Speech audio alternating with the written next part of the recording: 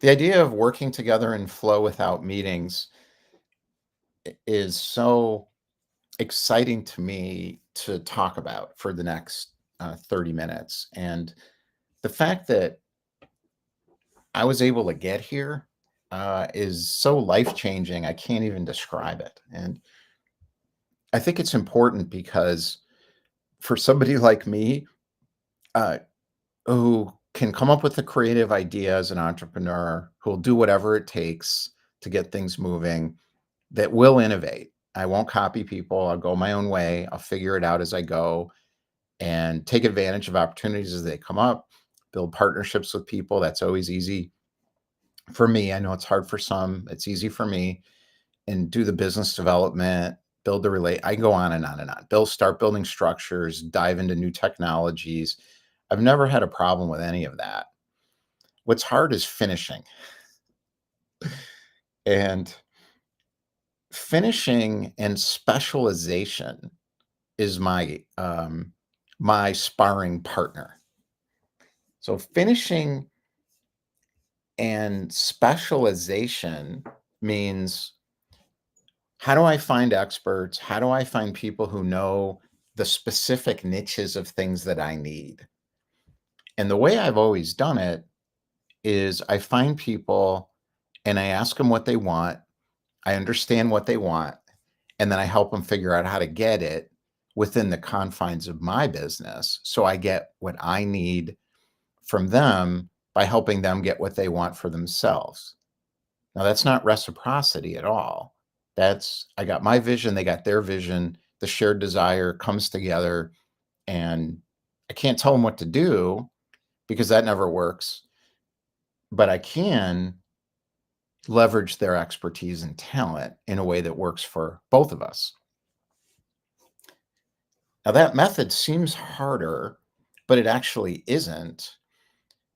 And the reason I was able to learn how to do it is because I didn't take money from people as an entrepreneur, so I didn't have the money. So to bootstrap something meant I had to get clever, I had to try new things, and I had to figure out ways it would work. And that's the idea of these partnerships with people. Where I haven't thought of someone as an employee, a contractor, even someone on Upworks. I don't think of them as a contractor on Upworks. I think of them as someone with a vision that I've got to figure out how to help them get what they want. So I get their talent in an affordable price because I'm giving them lifestyle trade-off. I'm not being an asshole. I'm giving them time, whatever it is that they want. But I got to figure out what that is. And you got to find the right people because a lot of people don't know what they want. What they want is easy. They want somebody to tell them what to do. They don't want to have to think. Those people I can't work with. And I've spent way too much time with people like that and have learned, get rid of them right away. And then I learned over time, don't let them in the first place. There's nobody in my life like that anymore. Nobody. There's nobody in our founding member group. There's nobody that I work with that is like that. Everybody is like, here's what I want in my life. I'm like, good. Here's what I want in my life. This is what I need from you. Can you do this? Yes. Oh, good. Let's do it. Entrepreneur founder blueprint mode, I'm calling this. So I've heard about founders mode, but it was very vague to me.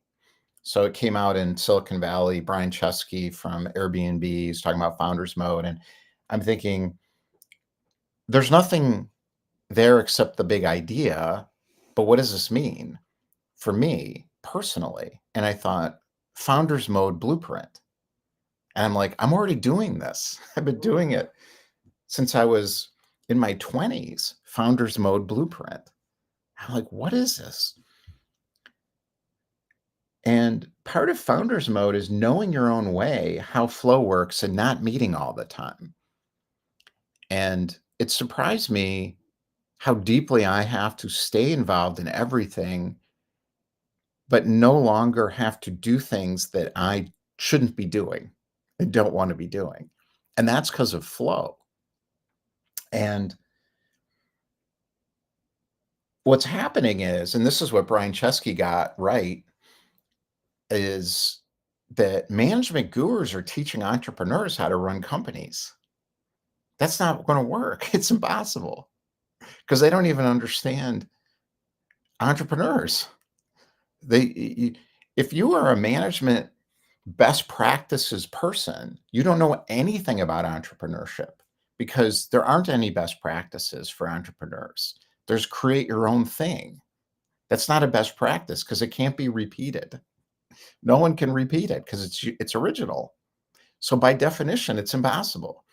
You can't have a professor of management teaching founder's mode. It can't happen because it's an original creation. It's like having somebody teach Picasso in a school, like how to be like Picasso and paint like Picasso. Like, well, I can't do that. I'm not Picasso. No one can paint like Picasso. It's impossible. So I'm like, this is the dumbest thing I've ever seen. And I think the Silicon Valley people figured that out. So that's where they are. They're like, wait a minute, we got to stop listening to these management consultants. They don't even know what we're talking about. You're right, they don't. Um, so there is no best practices. There's how do you do it? Founders Mode Blueprint is figuring out how you do it in a way that works for the company at scale. And I think the intricacies of that will be how many snowflakes are there in the world? Not the kind that melt when someone, says something that triggers them. I'm talking about the kind of snowflakes that are unique, which is every single entrepreneur that's ever lived is doing something new. Well, you got to figure it out then. But the key is, what are the principles underneath? That's what's important. And what I'm learning in the blueprint is understanding the blueprint. The blueprint is critical for me to understand. And I've done a ton on this. And I'm going to have more of it coming because it's hard for people to understand. And I'm learning how to make it simpler because it actually is really simple. So all the blueprint means is that there is an invisible, energetic intelligence underneath all creation, all of it. And all the forms that come up from that underlying intelligent creative energy are different. And they show differently in every society throughout human history. But you can identify the connecting themes regardless of civilization, time, space, or culture. And I think this is what Plato was talking about when he was talking about form versus essence. And I'm not an expert in philosophy, so I'm not going to go into it. But what is my core in this? I'm an explorer thinker, and I'm writing a chapter, and that's my mission type. So I'm not going to teach the whole. I'm going to have videos on that, but I'm not going to get too deep into it. But what I'm trying to explain is working together in flow without meetings works for anybody, regardless of blueprint type. So we got there right now. So my core founding member group are all committed to their own vision, not mine. I'm committed to my vision, not them. See this? So everyone is here. And I think we got 12 now. So we got 12 mutant Avenger badasses that are best in class at what they do and will not be steered by anybody or told what to do, period.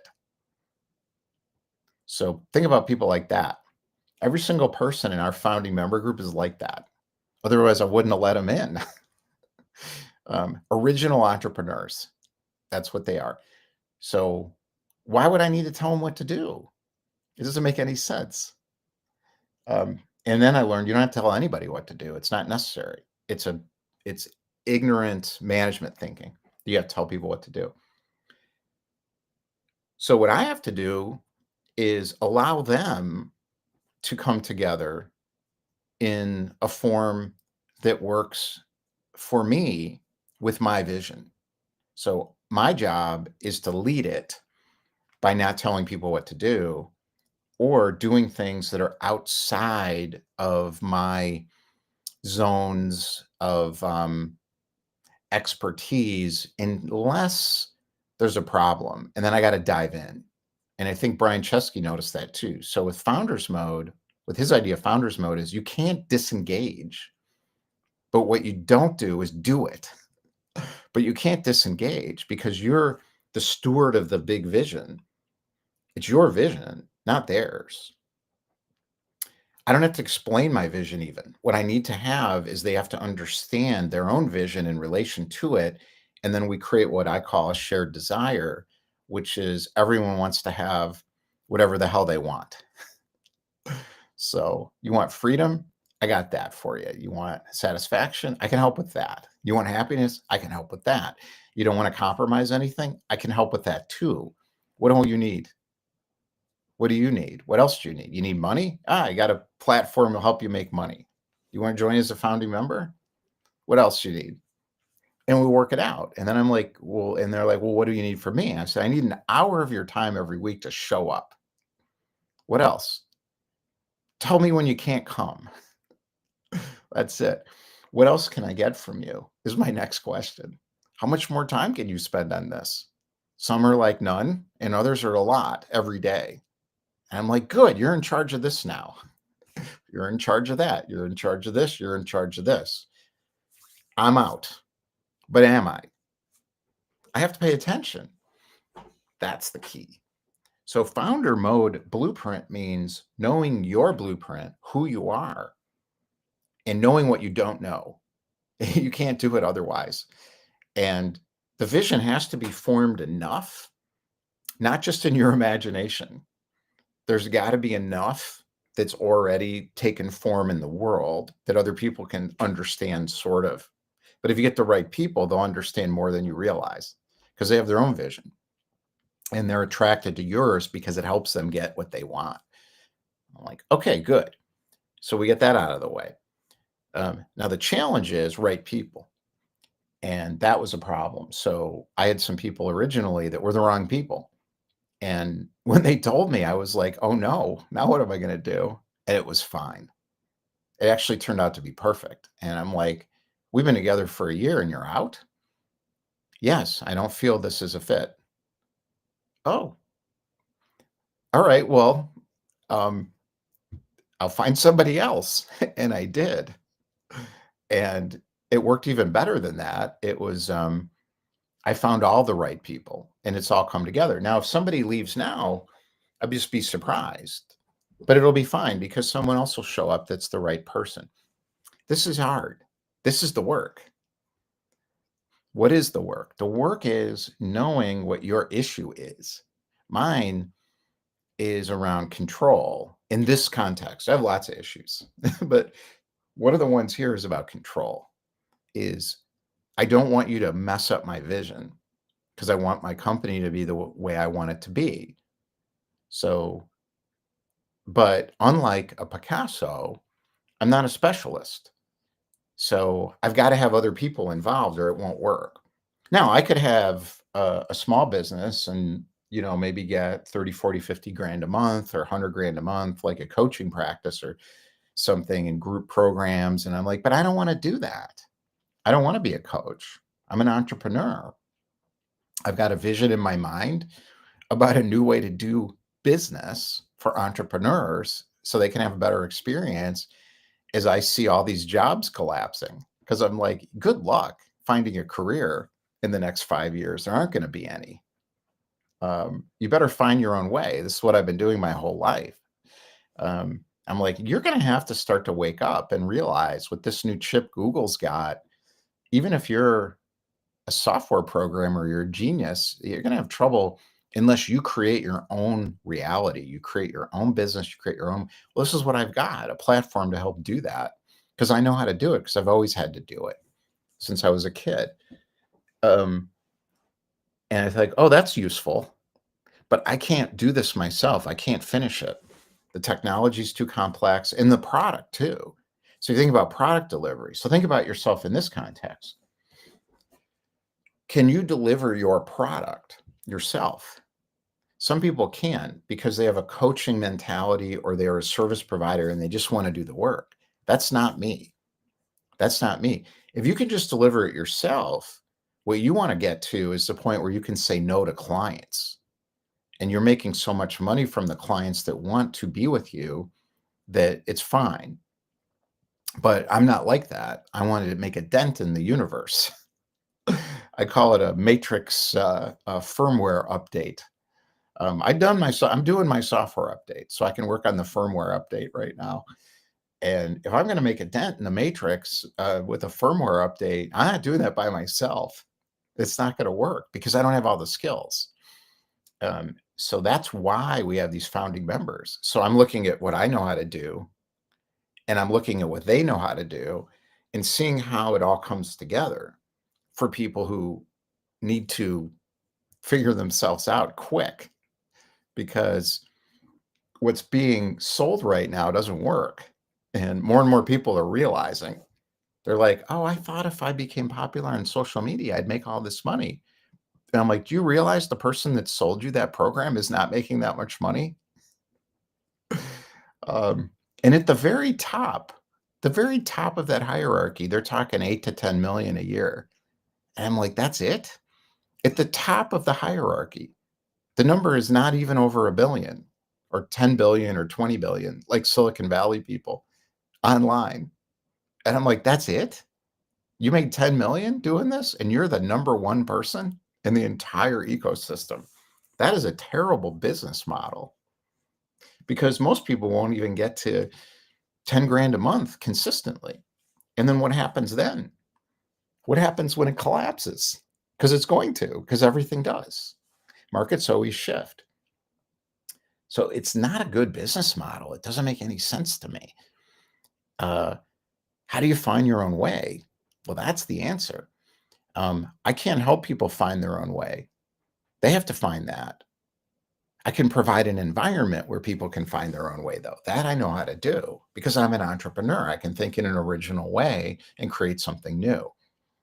And the execution part requires me to work in flow without meetings because I will not over meeting people who aren't even getting paid.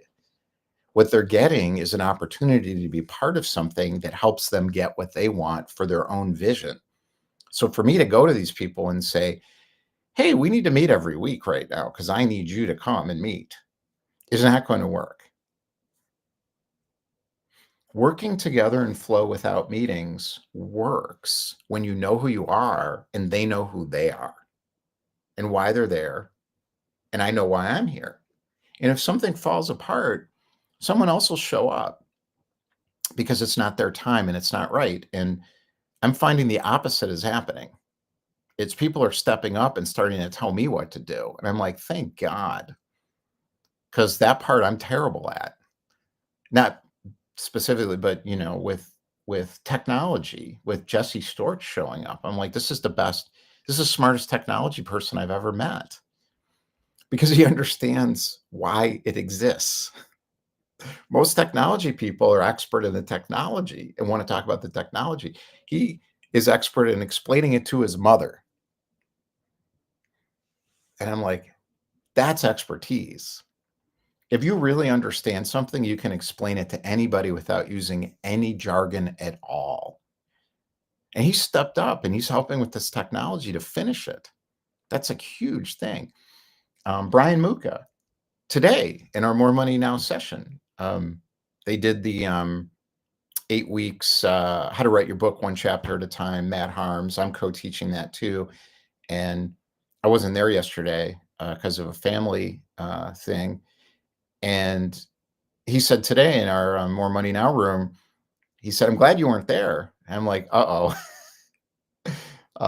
Meaning, why, you think I would have screwed it up, talked too much or what? No, that wasn't it. I'm like, oh, that's still my work.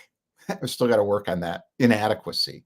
That's my big thing is inadequacy. I got to work in inadequacy all the time. It comes up all the time, but I know it, so it's fine. And it was like, no, it's to write a book is personal. And even in his Invincibility Dojo, and we have this 7-day guest pass system, which was my idea. And he's like, maybe that's not the best way to do this, or the way we're doing it isn't the best way to do this. And I'm like, good, tell me what to do. And then I could think about it. And I've still got to say yes or no or try again or let's stick with what we're doing. But because I don't care how it gets done, what I care about is that the result is there and I trust him, and we don't need to have meetings about these things. I just say, oh, go, do it. We're good. Now that takes time, to get to that.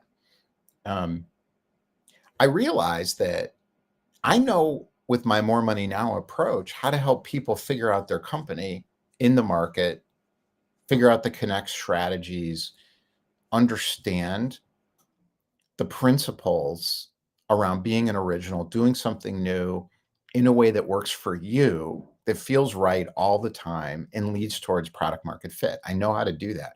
What I don't know how to do is help people run the connect playbook well, meaning how do you move around on social media? How do you connect with people in a way that works for you and turn that into money and convert those people into clients? I know how to do it, even though I don't really want to that much anymore. I like being in social media and connecting with people, not around selling, but around sharing my perspective.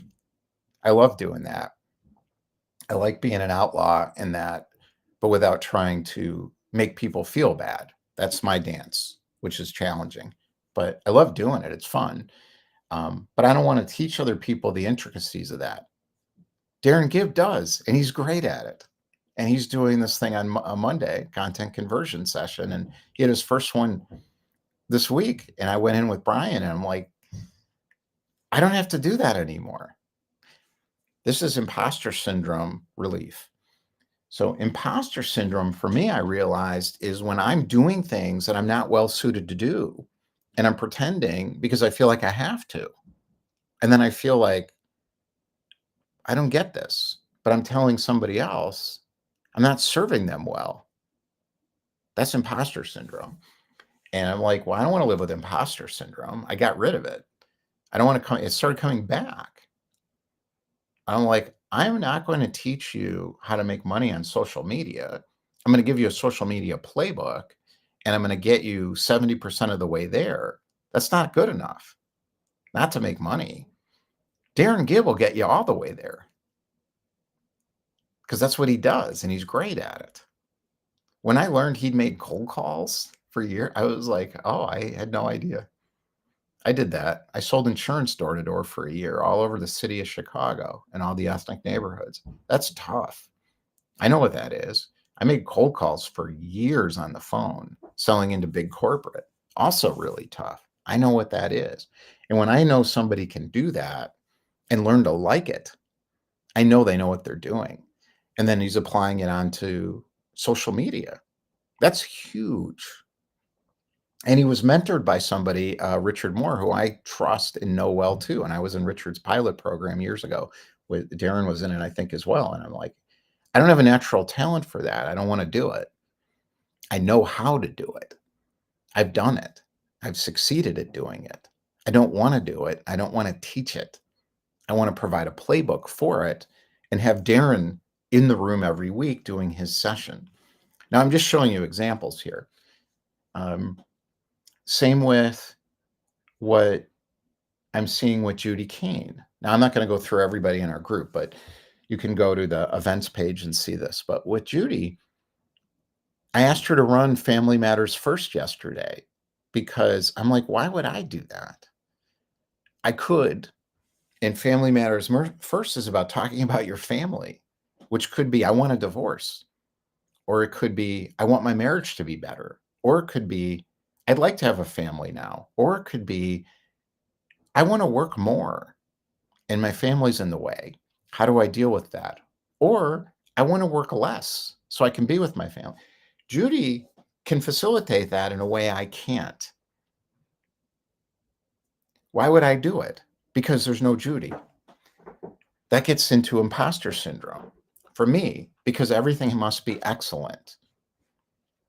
People like to trash Elon Musk, and I'm like, you don't understand. And there's a lot of things wrong with the guy. I think everyone knows that, including him. No doubt about it. I read the I didn't finish reading the biography yet, but I'm like, you grew up in the Games in South Africa. That's tough. Um, and now maybe you have a little too much money and power. But, that's his problem, not mine. But what I do admire about Elon Musk is the fact that he took that Tesla, and when they put it on a chassis of, I don't know what it was, a Lancia or something, and everybody looked at it and said, "We're done." He looked at it and said, "Blow it up." I would have done the same thing. And that takes guts because everyone's like, "No, you're gonna run out of money. It's not." And he's like, "I can't charge 70 grand for that piece of crap." They're like, "Yeah, but that's what we've got." He says, "That's not gonna happen. My vision is not that. This is what I'm like too." And if you're if you're an entrepreneur and you got a vision in your mind of something and somebody screws it up, it's not acceptable. This is part of Founders Mode Blueprint too, is you're responsible for the product quality. If you're the entrepreneur and the founder, it's your product quality responsibility. That is job one. Now, to get it to quality means you got to let other people do their thing. And that's what Elon doesn't understand is he wants everybody to be like him. And that's immaturity. And I'm just saying it because it's true. That's immaturity. It's that is the opposite of what I'm talking about. So working in flow without meetings means allowing other people to be excellent in their own way. And that's hard. And that takes a lot of maturity. The only way I could get there personally, because that has been one of my most difficult things, because I'm a nightmare to work for. And I know it. And I always have been. But I am learning that other people are not like me, do not think like me, and I don't want them to think like me. How do I get there? Well, that's the kind of work that we're doing. Like Brian and the Daily Invincibility Dojo, a lot of lowering the parking brakes, releasing the energetic stuck points of getting into emotional connection and emotional, intellectual flow in maturity is hard for people, particularly entrepreneurs. Because I know for me, I didn't do it when I was in middle school and high school because I blew up in that. I barely made it out of that. So a lot of mature adults who work in corporations and teach things like like best practices, management gurus did that stuff when they were kids. I don't know any entrepreneurs who did.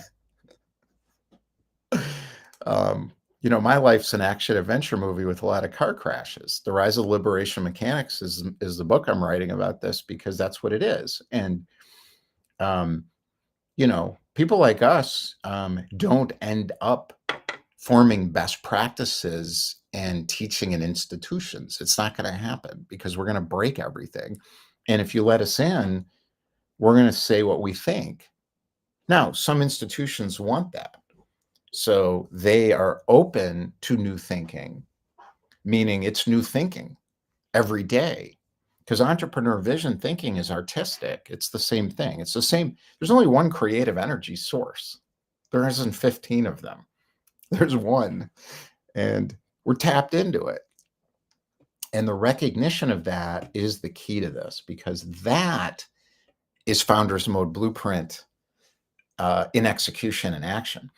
Because flow means when you're tapped into that energy source in your thought, your energetic system, and you're not stuck in negative emotion as a group, you're flowing together and you don't need to meet. No, we chat back and forth in Discord and we have occasional meetings. So I'm not saying you never talk to anybody. It's hard to be fully in an energetic world when we live in a material one. That's not easy to do. I think it's possible, but I don't want to do it. That's full woo of a type that I would look at as dying. So right now, screw that. I'm focused on more, how do we get stuff done? How do we get stuff finished? And how do we do things that actually work and get people a real result?